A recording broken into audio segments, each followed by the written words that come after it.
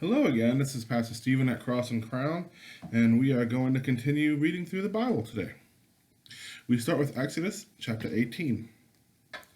Jethro, the priest of Midian, Moses' father-in-law, heard of all that God had done for Moses and for his people Israel, how the Lord had brought Israel out of Egypt after Moses had sent away his wife.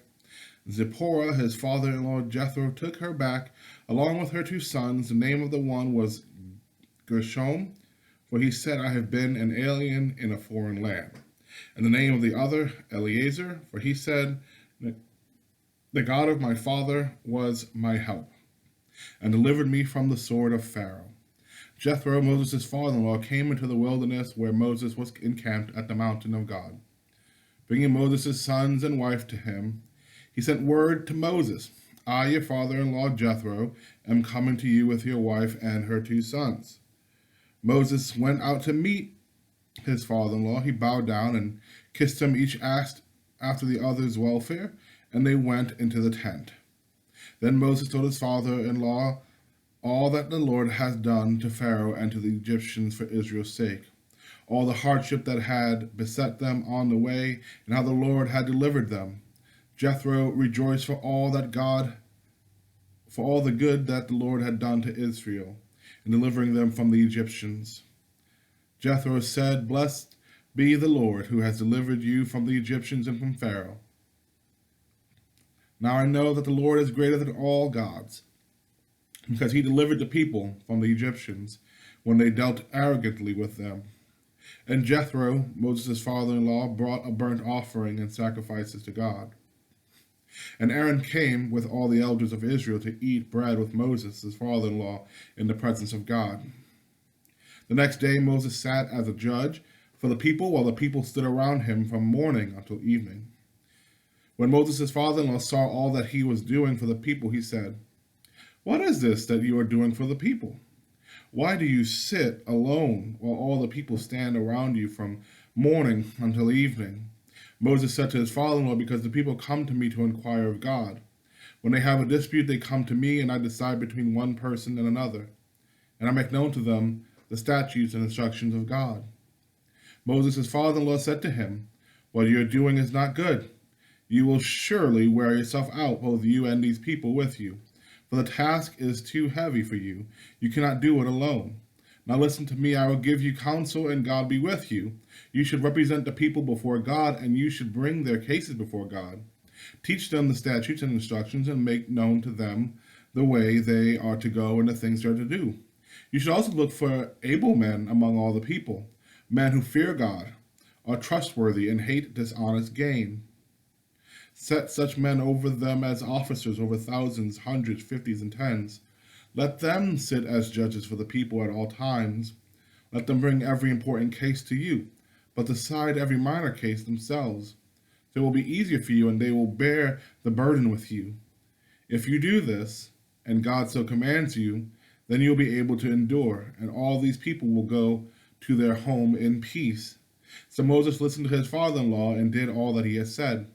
Moses chose able men from all Israel and appointed them as head over the people, as officers over thousands, hundreds, fifties, and tens. And they judged the people at all times. Hard cases they brought to Moses, but any minor case they decided themselves. Then Moses let his father-in-law depart, and he went off to his own country. That's a great lesson. There's just some things we cannot do on our own. We need the help of others. If not, we will burn out. It's for our mental and physical well-being that we enlist the help of others where we can. On the third moon, chapter 19, after the Israelites had gone out of the land of Egypt, on that very day they came to the wilderness of Sinai. They had journeyed from Rephidim, entered the wilderness of Sinai, and camped in the wilderness. Israel camped there in front of the mountain. Then Moses went up to God. The Lord called to him from the mountain, saying, Thus you shall say to the house of Jacob and tell the Israelites, You have seen what I did to the Egyptians and how I bore you on eagle's wings and brought you to myself. Now therefore, if you obey my voice and keep my covenant, you shall be my treasured possession. Out of all the peoples, Indeed, the whole earth is mine, but you shall be for me a priestly kingdom and a holy nation. These are the words that you shall speak to the Israelites. So Moses came, summoned the elders of the people, and set before them all these words that the Lord had commanded him. The people all answered as one, "Everything that the Lord has spoken we will do." Moses reported the words of the people to the Lord. Then the Lord said to Moses, "I am going to come to you in a dense cloud, in order that the people may hear when I speak with you, and so trust you ever after." When Moses had told the words to the people to the Lord said to Moses, "Go to the people and consecrate them, today and tomorrow. Have them wash their clothes and prepare for the third day, because on the third day the Lord will come down upon Mount Sinai in the sight of all the people. You shall set limits for the people all around, saying, 'Be careful not to go up the mountain or touch the edge of it. Any who touch the mountain shall be put to death. No hand shall touch them, but they shall be stoned or shot with arrows. Whether animal or human, they shall not live. When the trumpeter sounds a long blast, they may go up on the mountain.' So Moses went down from the mountain to the people. He consecrated the people when they washed their clothes. And he said to the people, 'Prepare for the third day. Do not go near a woman.' On the morning of the third day, there was thunder and lightning, as well as thick cloud on the mountain, and a blast of a trumpet so loud that all the people who were in the camp trembled. Moses brought the people out of the camp to meet God. They took their stand at the foot of the mountain. Now Mount Sinai was wrapped in smoke because the Lord had descended upon it in fire. The smoke went up like the smoke of a kiln, while the whole mountain shook violently. As the blast of the trumpet grew louder and louder, Moses would speak and God would answer him in thunder. Then the Lord descended upon Mount Sinai to the top of the mountain. The Lord summoned Moses to the top of the mountain, and Moses went up. Then the Lord said to Moses, "Go down and warn the people not to break through to the Lord, to look otherwise. Many of them will perish. Even the priests who approach the Lord must consecrate themselves, or the Lord will break out against them." Moses said to the Lord, "The people are not permitted to come up to Mount Sinai, for you yourself warned us, saying, 'Set limits around the mountain and keep it holy.'" The Lord said to him, "Go down and come up, bringing Aaron with you, but do not let either the priest or the people break through to come up to the Lord. Otherwise he will break out against them." So Moses went down to the people and told them. It is so important to set up rules and limitations and boundaries at times, especially when we are trying to show what's right and wrong with children as they are being raised and things of that nature. But knowing what's mine and what's not mine is always important. What I'm able to do, what I'm not able to do is always important. Chapter 20. Then God spoke all these words. "I am the Lord your God who brought you out of the land of Egypt, out of the house of slavery. You shall have no other gods before me. You shall not make for yourself an idol, whether in the form of anything that is in heaven above, or that is on the earth beneath, or that is in the water under the earth. You shall not bow down to them or worship them. For I, the Lord your God, am a jealous God, punishing children for the iniquity of parents to the third and fourth generation of those who reject me, but showing steadfast love to the 1,000th generation of those who love me and keep my commandments. You shall not make wrongful use of the name of the Lord your God, for the Lord will not acquit anyone who misuses his name. Remember the Sabbath day and keep it holy. 6 days you shall labor and do all your work, but the seventh day is a Sabbath to the Lord your God. You shall not do any work, you, your son or your daughter, your male or female slave, your livestock, or the alien resident in your towns. For in 6 days the Lord made heaven and earth, the sea and all that is in them, but rested the seventh day. Therefore the Lord blessed the Sabbath day and consecrated it. Honor your father and your mother, so that your days may be long in the land that the Lord your God is giving you. You shall not murder. You shall not commit adultery. You shall not steal. You shall not bear false witness against your neighbor. You shall not covet your neighbor's house. You shall not covet your neighbor's wife, or male or female slave, or ox or donkey, or anything that belongs to your neighbor. When all the people witnessed the thunder and lightning, the sound of the trumpet, and the mountain smoking, they were afraid and trembled and stood at a distance. And they said to Moses, "You speak to us, and we will listen. But do not let God speak to us, or we will die." Moses said to the people, "Do not be afraid, for God has come only to test you and to put the fear of him upon you so that you do not sin." Then the people stood at a distance, while Moses drew near to the thick darkness where God was.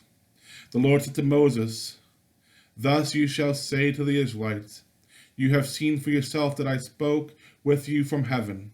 You shall not make gods of silver alongside me, nor shall you make for yourselves gods of gold. You need make for me only an altar of earth and sacrifice on it your burnt offerings and your offerings of well-being, your sheep and your oxen, in every place where I cause my name to be remembered. I will come to you and bless you, but if you make for me an altar of stone, do not build it on hewn stones, for if you use a chisel upon it, you profane it. You shall not go up by steps to my altar, so that your nakedness may not be exposed on it. To these altars, God be made of earth, or from stones that have not been touched and altered in any way by human hands. And that's just a very interesting last verse. Don't make an altar to take steps up, just so your nakedness is not exposed. I wouldn't have thought of that. Chapter 21. These are the ordinances that you shall set before them. When you buy a male Hebrew slave, you shall serve 6 years, but in the 7th he shall go out a free person without debt. If he comes in single, he shall go out single. If he comes in married, then his wife shall go out with him. If his master gives him a wife, and she bears him sons or daughters, the wife and her children shall be her master's, and he shall go out alone. But if the slave declares, "I love my master, my wife, and my children, I will not go out a free person," and his master shall bring him before God. He shall be brought to the door or to the doorpost, and his master shall pierce his ear with an awl, and he shall serve him for life.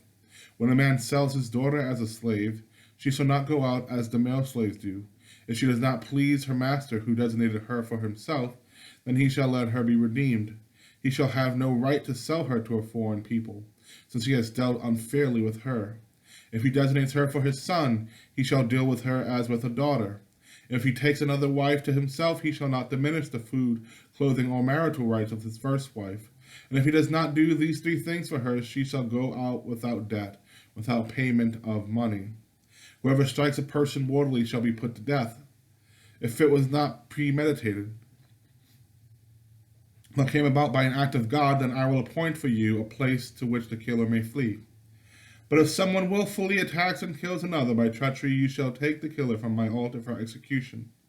Whoever strikes father or mother shall be put to death. Whoever kidnaps a person, whether that person has been sold or is still held in possession, shall be put to death.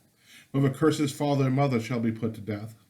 When individuals quarrel and one strikes the other with a stone or fist, so that the injured party, though not dead, is confined to bed, but recovers, walks around outside with the help of a staff, then the assistant shall be free of liability except to pay for the loss of time and to arrange for full recovery. When a slave owner strikes a male or female slave with a rod and the slave dies immediately, the owner shall be punished. But if the slave survives a day or 2, there is no punishment, for the slave is the owner's property. When people who are fighting injure a pregnant woman so that there is a miscarriage, and yet no further harm follows, the one responsible shall be fined what the woman's husband demands, paying as much as the judge determines. If any harm follows, then you shall give life for life, eye for eye, tooth for tooth, hand for hand, foot for foot, burn for burn, wound for wound, stripe for stripe. When a slave owner strikes the eye of a male or female slave, destroying it, the owner shall let the slave go, a free person, to compensate for the eye. If the owner knocks out a tooth of a male or female slave, the slave shall be let go, a free person, to compensate for the tooth. When an ox gores a man or a woman to death, the ox shall be stoned, and its flesh shall not be eaten, but the owner of the ox shall not be liable. If the ox has been accustomed to gore in the past, and its owner has been warned but has not restrained it, and it kills a man or a woman, the ox shall be stoned, and its owner shall be put to death. If a ransom is imposed on the owner, then the owner shall pay whatever is imposed for the redemption of the victim's life. If it If it gores a boy or a girl, the owner shall be dealt with according to the same rule. If the ox gores a male or female slave, the owner shall pay to the slave owner 30 shekels of silver, and the ox shall be stoned. If someone leaves a pit open or digs a pit and does not cover it, and an ox or donkey falls into it, the owner of the pit shall make restitution, giving money to its owner but keeping the dead animal. If someone's ox hurts the ox of another so that it dies, then they shall sell the live ox and divide the price of it. And the dead animal they shall also divide. But if it was known that the ox was accustomed to gore in the past, and its owner has not restrained it, the owner shall restore ox for ox, but keep the dead animal. Whew. We'll continue tomorrow.